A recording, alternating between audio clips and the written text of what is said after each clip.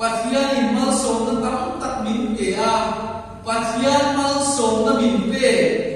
kan fana ro chan te kan su le pai te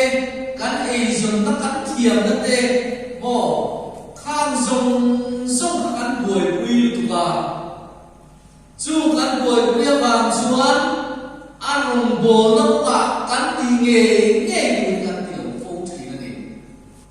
mal min som sak tu en kim pen pe tu ai ka amal som na kan boi pui a ho ve la kan sa kan om chu chuan kan din na ma te kan ni na ma te ya khe mai kan do go do chen khat ta chuan do han sa e mai te ni mi chen khat khe na to chu mi chen khat ta chuan le on sam mai te kan cha zo tak te mang hian ni sual ni the se pathian on bol na pa chak tak kan kal tu min do da tu ya kan fa te kan su wa kan se ni nge ni po ka amang bu ni ring tu tha ya in the na kan ma chum ta ma sual ma chum ta ma ni pathian kan ring na pa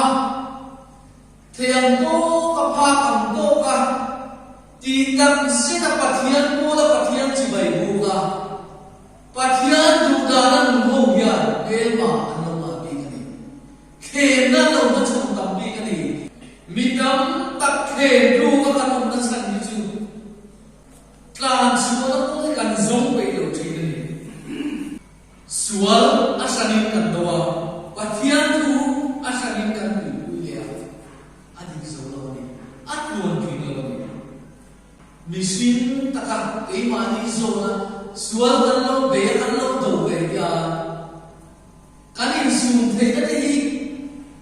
alo der de de chin sia kan chak ta te alo de de chin sia chu wang sualin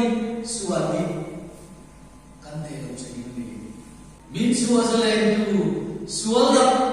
ka ta min sual le tu ring sky sual ma cham na ni athim zo ni sual le na ko khe palam kan en